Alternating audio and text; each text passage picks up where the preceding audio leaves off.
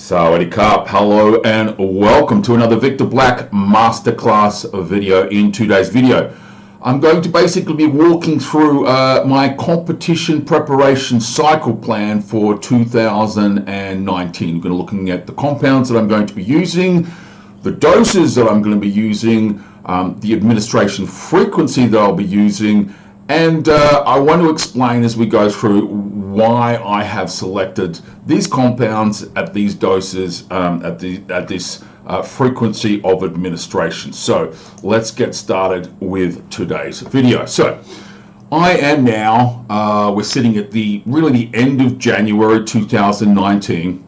This is my competition preparation cycle for season A of 2019. My real goal here is there is a major event at the end of June in South Korea this year that I want to do well at. Right? So I need to do a couple of things. Obviously, I need to prepare myself for that show, but it's also a show that I need to qualify for. So I have to do some shows before that.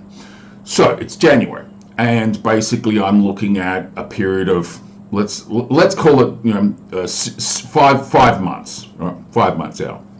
So in the final stages leading into that show, leading into my primary target, my primary objective for 2019, I will make some changes, I guess in the spirit of what you would call a peaking strategy. I'll change out some of these compounds, and I will potentially introduce some new ones. Potentially we'll look at dosage changes, but this outline is really going to do the lion's share of the heavy lifting from this point forward for 2019 for me. So there are a number of what I call slots in this plan, and I want to run through what each of those slots contain: anabolic steroids, both injectable and orals, human growth hormone, blood glucose modulation, etc., and explain what compounds I'll be using, as I said, the doses that I'll be using, and it might be,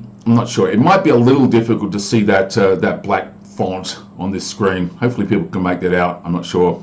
Hopefully it will be well, but I will, however, walk you through by voice. So even if it's a little hard to read here, I will explain as we go through. So let's start with understanding that every time that I do a competition preparation season, I like to experiment. I like to try some new things. I understand that guys that are making a living from this, those guys that are making big money, professional, high-end elite bodybuilders, they probably have strategies and models that they default to. They know it works. They know what the outcome and the consequences, and that's fine. I'm still very much a hobbyist here, and I'm always interested in trying small changes, not too many changes, but small changes each year to see if I can elicit a better response. Right? So this is a new strategy for me. I haven't engaged this particular strategy before. It's not remarkably different from what I've done before, but as we go through, I'll explain what I'm doing. So always I use a testosterone base. I always use a testosterone base. I actually never ever, even in the final few weeks, I never remove testosterone completely. So how much testosterone I'm using here? 300 milligrams a week. I'm using the enanthate ester, and basically I'm administering the compound on Mondays and Thursdays, 150 milligrams on each day subcutaneously. Okay. And then on Tuesdays, I basically administer masterone, which is an ester blend. It has a propionate and an enanthate ester in this blend. The blend, quite bluntly, doesn't bother me too much. I mean, it just happens to be the product that I had on hand, and I might as well use it. I'm not going to basically not use it. So the recommendation that I make for underground laboratory supply at this point in time is Pharmacom. It's my preferred underground laboratory. They make a number of dosages, a number of different esters, and pretty much all manner of compounds, and the Masteron compound that I'm using is 200 milligrams per mil. no, sorry, 300 milligrams per mil, and so I'm using a half a cc on Tuesday and a half a cc on Friday. Now, the Masteron in this context is also doing double duty as my estrogen modulation solution. You'll see as we get to the end of this that there are no aromatase inhibitors, there are no SERMs in this cycle. I won't be requiring them. It's 300 milligrams of testosterone and 300 milligrams of Masteron. I don't require an anti-estrogen or an estrogen modulation solution. So the Masteron is doing a little bit of double duty here. It's obviously an anabolic and androgenic steroid, a DHT derivative, but it is also a fairly low-level estrogen modulation solution, more than enough to help me with this at this point in the cycle. Now, I mentioned before, when I get closer into the show, I will actually introduce an estrogen modulation solution at that point in time to dry me out. Not really needed here, right? We're going for that really hard, dry, dense, grainy look, and really pushing estrogen down lower than is healthy will help with that look. So at a later point, I will introduce an estrogen modulation solution, literally in the last few weeks leading into the show. I won't be doing that here. Okay, and the last injectable that I'll be using is basically Trenbolone and Anthate.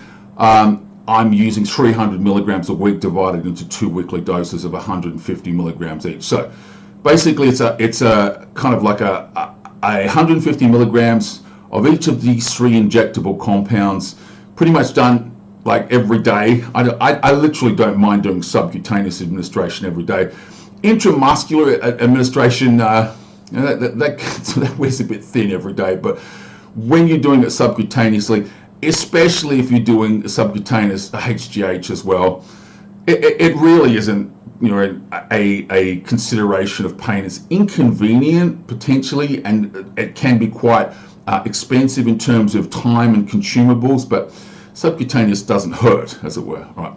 So this year, what I'm doing differently is I'm also going to be using the oral steroid Anavar at 40 milligrams per day for pretty much the duration, right up until we get to that point, as I said, where we change our strategies a few weeks out leading to the show. So fundamentally, what is different in terms of the androgenic and anabolic steroids here is that I have incrementally reduced some of my testosterone and some of my Trenbolone from last year, and I've introduced Anavar. Now, the total anabolic and androgenic load, therefore, is a little higher than I normally use. We're up to 1,180 milligrams a week here, which is by no means a small amount of drugs, all right? However, I am very transparent about this. I want to compete with the best over 50-year-olds in the world this year, all right? I think I'm credible in that lineup, all right?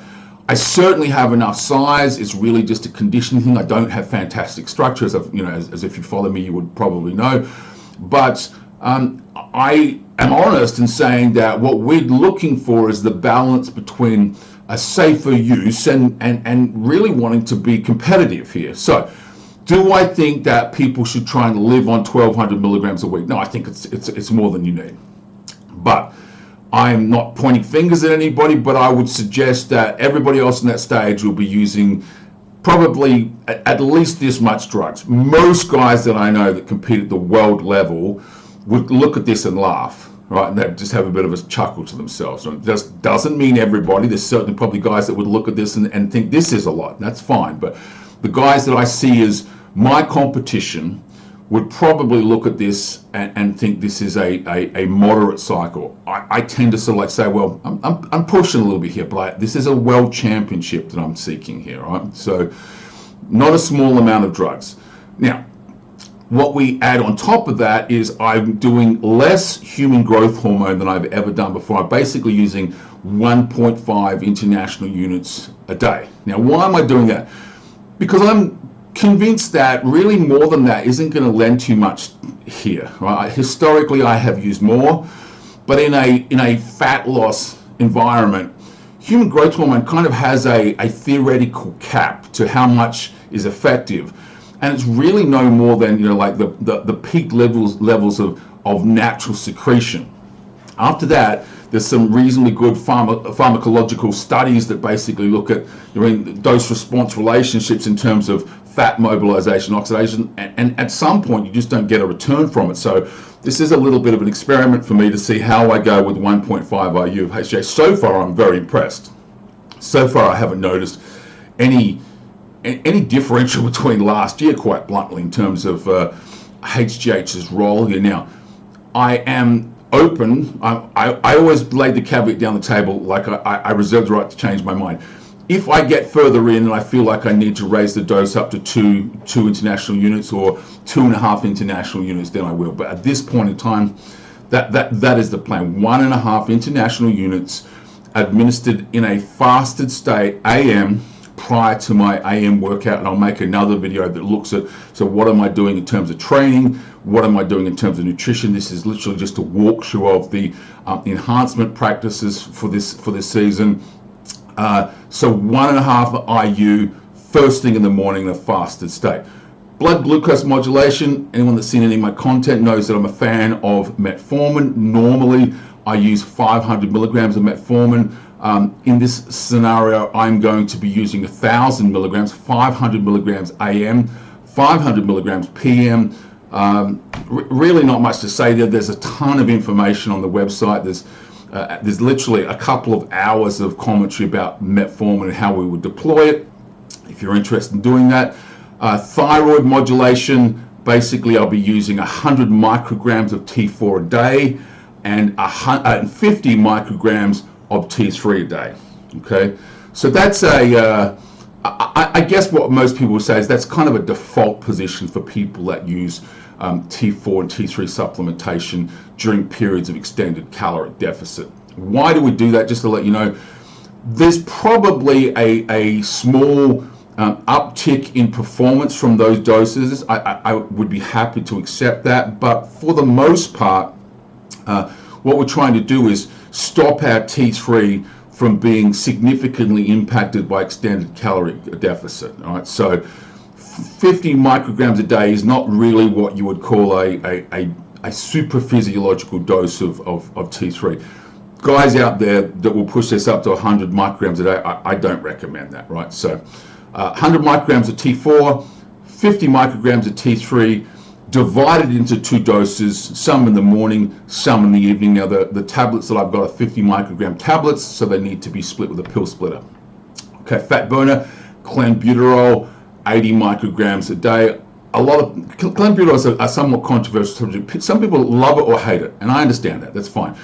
I know people that tolerate it very well. I know people that don't like it. That's fine. I'm a guy that is relatively tolerant to these types of compounds. I don't suffer from the anxiety and the negative consequences of use that people often report to about things like clenbuterol, heart palpitations, things like that. So at 80 micrograms a day, again, that's actually the clinical dose for when they use this for asthma conditions. So a lot of people go higher than that, up to 120 micrograms a day. I personally live at about 80 micrograms a day.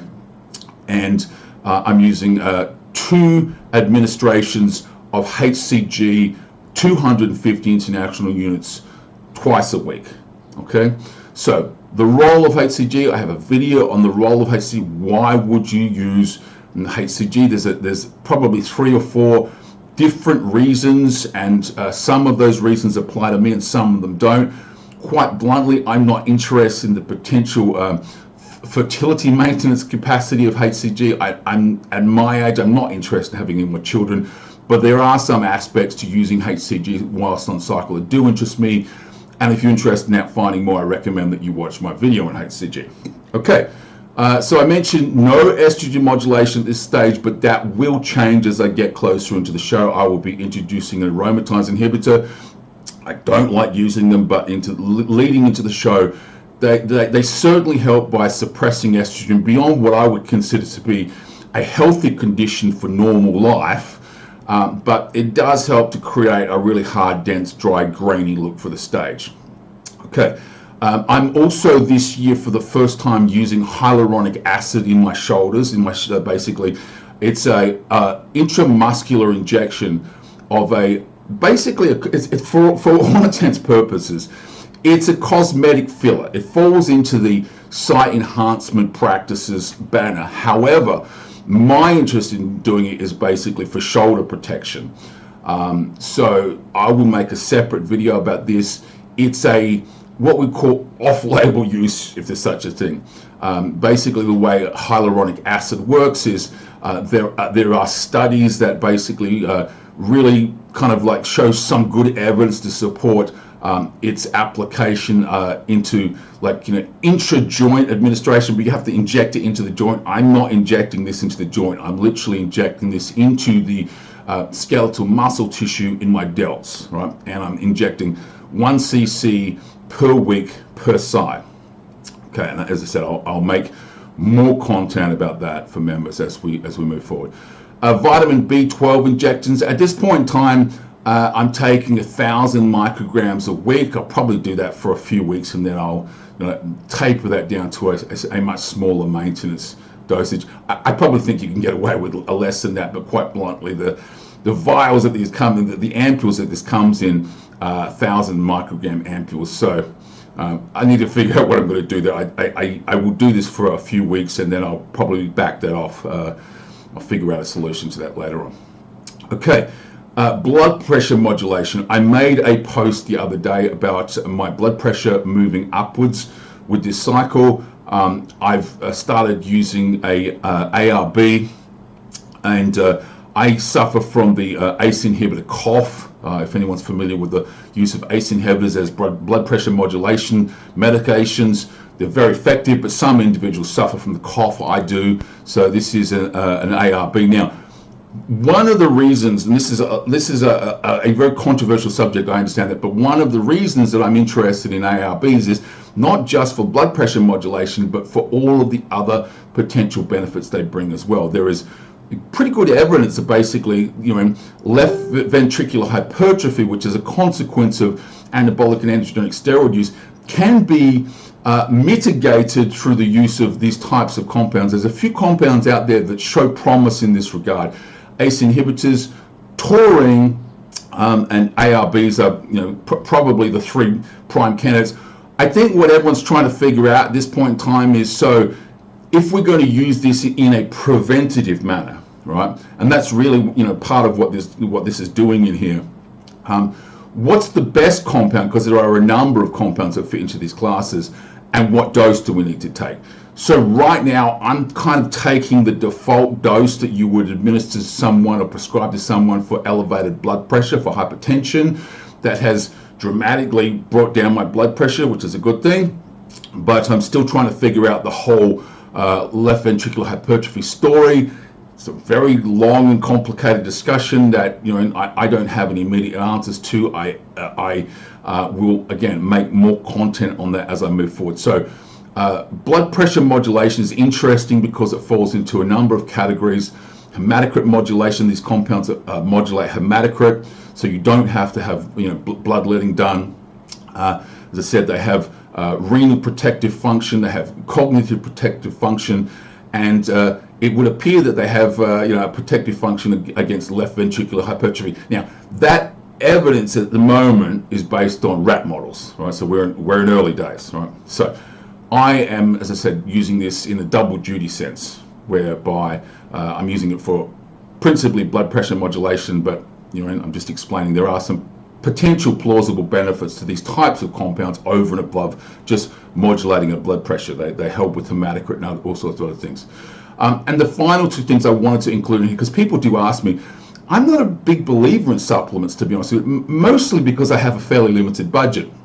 I try to spend about $1,000 a month on my hobby. This is a hobby for me, which is $12,000 a year. It just doesn't leave a lot of money, right, on the table for everything that I might like to try. So in terms of sports supplements, I'm very hard on, compounds have to convince me that there's a great bang for the buck. I'm more than happy if guys have bigger budgets than me, that they want to spend their money on other things, that's fine. Myself, I basically stick to 2 things. One, as a pre-workout, I use citrulline malate, and I use creatine monohydrate as well. And that's pretty much it. I try to get all of my supplementation from food, right? Out of micronutrients, out of quality food intake. And I spend a disproportionate amount of money each month on my grocery bills, all right? So literally, if I want, zinc supplementation or potassium supplementation or really whatever I think I need, I try to get it out of food first, and I have been relatively successful over the years at being able to understand how to put together nutritional planning that meets my needs and also fulfills my micronutrient requirements. The one thing that I would layer on top of this is a lot of guys will ask me about, what about kidney protection? What about liver protection when you're on cycle? I'm actually a believer that you don't, and again, I accept this is controversial, I understand that.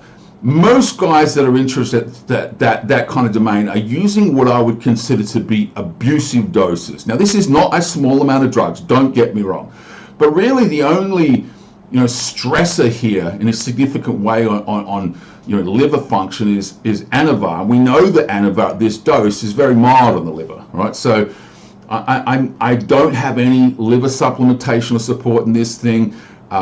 As I said, we know the ARB here is renal protective, so that's a kind of like helping me in the kidney department. Keeping your blood pressure down is the most important thing you can do.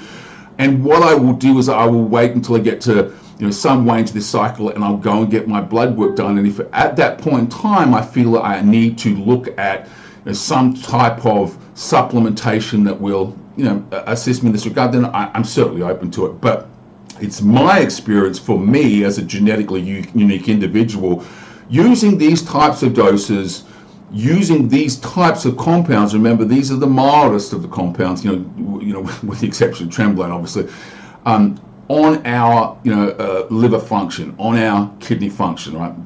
I stay away from the drugs that are notorious for liver stress and for kidney stress. Equipoise and Bolden, I just don't use it, right?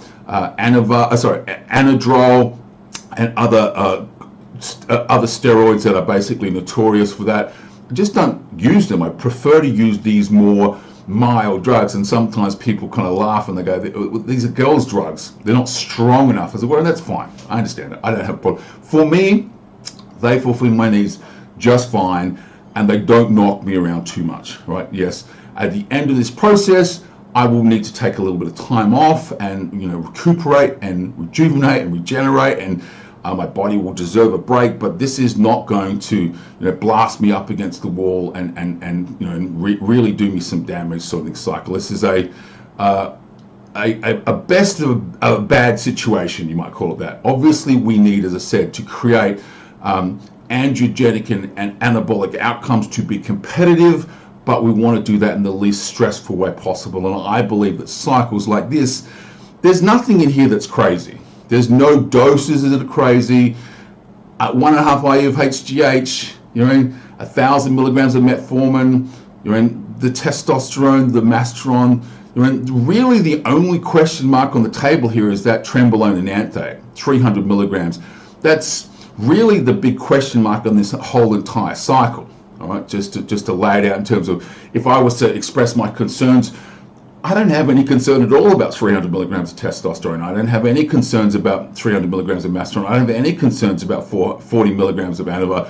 It would be the Trembolone, exposure to Trembolone, that would be here the greatest discussion point in terms of risk management and risk strategy. So that is a walkthrough of my 2019 Season A competition cycle. If you have any questions, I'm more than happy to answer them for you.